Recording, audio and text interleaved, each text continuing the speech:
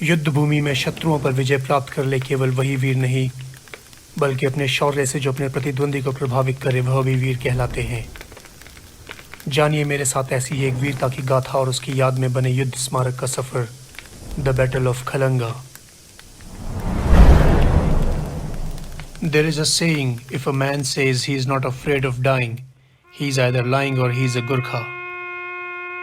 इसी कहावत को सन 1814 में अंग्रेजों के साथ हुई एक लड़ाई में बलभद्र थापा ने सच कर दिखाया। वीरता कहीं सिखाई नहीं जाती, ये वीरता खून में होती है, और इस बात को सही ठहराया गोरखा सेनापति बलभद्र थापा और उसके साथियों ने। कौन है बलभद्र थापा? कहाँ गया खलिंगा का वो किला? 207 साल पहले हुए वीरता से भरे इस युद्ध की क्या कहानी है, ये सब हम आपको आज सुनाने वाले हैं। तो बने रहिए हमारे साथ वीडियो के अंत तक और जानिए कि ऐसा क्या हुआ था उस घटना के बाद जो गोरखा को इंडियन ब्रिटिश आर्मी में सम्मिलित किया गया।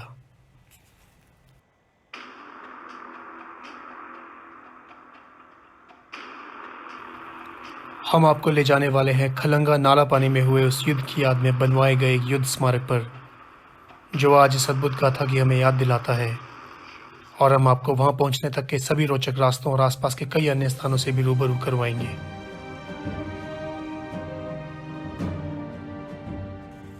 यदि आप देहरादून का केंद्र कहे जाने वाले घंटाघर पर हैं तो राजपुर रोड की तरफ चलकर गांधी पार्क से राइट टर्न लेकर सुभाष रोड पर लगभग 4 किलोमीटर के बाद आप नालापानी रोड पर आते हैं, और इसी रोड पर लगभग 5 किलोमीटर पर है खलंगा।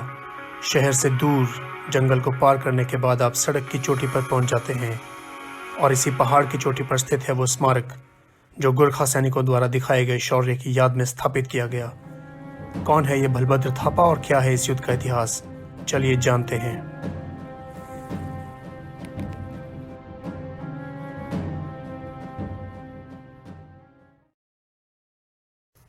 बात है सन 1814 की, जब देहरादून नाला पानी का यह हिस्सा नेपाल राज्य में आता था।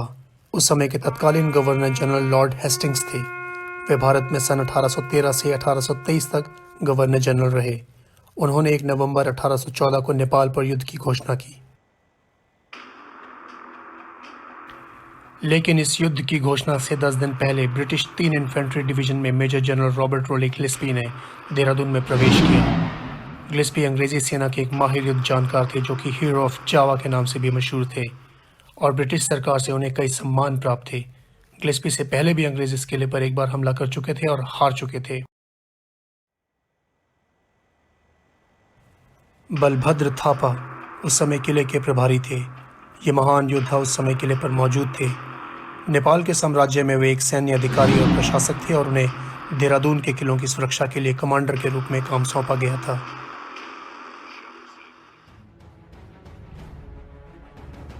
किले पर होने वाले इस दूसरे हमले में गिलेस्पी की कमान में इस बार भारी तोपखाने के साथ 3500 सैनिक भी शामिल थे, जिन्हें खलिंग या कहे नाला पानी किले पर कब्जा करने का काम सौंपा गया था।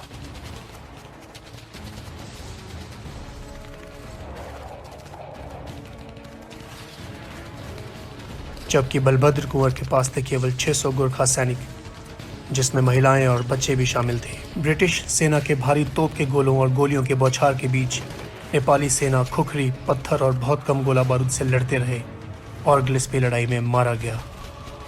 गिलेस्पी की मृत्यु के बाद जनरल मॉबी ने खलंगा पर हो रहे हमले की कमान संभाली, और उन्होंने किले में पानी की आपूर्ति के स्रोतों को काट दिया। परिणाम स्वरूप पानी की चाह में बहुत से लोग किले के अंदर मर गए। जीवित बचे लोग, जो लगभग 70 की संख्या में थे, बहादुर बलभद्र के साथ जंगलों में भाग गए और फिर कभी अंग्रेजों के हाथ नहीं आए। इस तरह 3 बार हुए अंग्रेजों द्वारा हमले और युद्ध के बाद आखिरकार 30 नवंबर 1814 को यह युद्ध समाप्त हुआ, जिसके बाद खलंगा किला धूल में मिल गया। गोरखा सैनिकों की वीरता की गाथा सुनाता यह युद्ध स्मारक आज इस पहाड़ी के ऊपर शान से खड़ा है। जैसा कि मैंने आपको बताया कि नाला पानी से चढ़ाई शुरू होते ही यहाँ के प्राकृतिक नज़ारे अद्भुत हैं।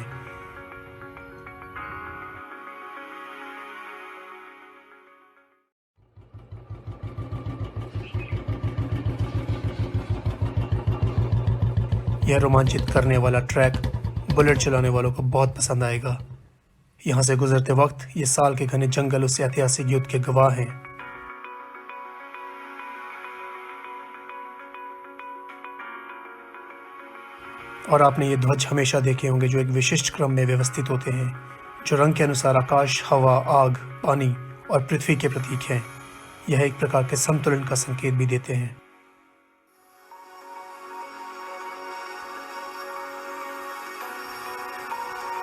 इसी चढ़ाई के सफ़र पर आपको मिलती है एक मोनेस्ट्री या कहें मठ, जहां भवनों का एक परिसर है जिसमें स्टाफ क्वार्टर्स और बौद्ध समुदाय के लोग रहते हैं। यहाँ की एम्बियंस देखते ही बनती है। खलंगा कभी आए तो इस स्थान पर ज़रूर रुकें।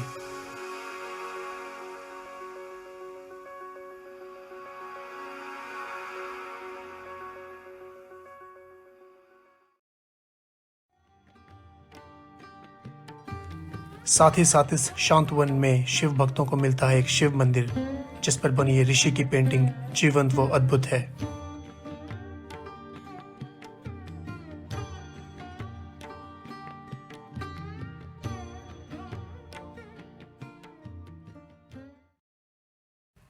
इसी युद्ध की याद में सहस्त्रधारा रोड पर ट्विन टावर बनाए गए हैं। भले ही अंग्रेजों ने लड़ाई जीत ली, लेकिन उन्होंने यह स्मारक बनाकर गोरखाओं की वीरता को पहचान दी है। शायद इतिहास का एक ऐसा उदाहरण है जहां एक सेना ने दूसरी सेना को हराकर उसकी वीरता में एक स्मारक बनवाया हो। बलभद्र थापा ने इस युद्ध के बाद कई लड़ाइयां लड़ी। सन 1889 में हुए सिख अफगान युद्ध के दौरान सिख सेना में नेपालियों ने बहादुरी से लड़ाई लड़ी और इसी युद्ध में बलभद्र कुंवर को पेशावर क्षेत्र के नौशेरा में वीरगति प्राप्त हुई।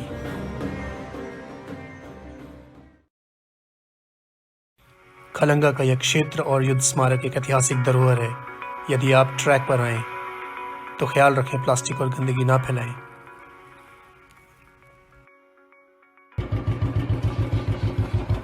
फिर मिलेंगे हिमाचल और उत्तराखंड के एक और वीडियो के साथ। यदि आपको चैनल पसंद आए तो चैनल सब्सक्राइब ज़रूर कीजिएगा।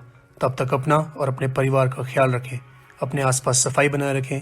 जब तक दवाई नहीं तब तक ढिलाई नहीं। धन्यवाद।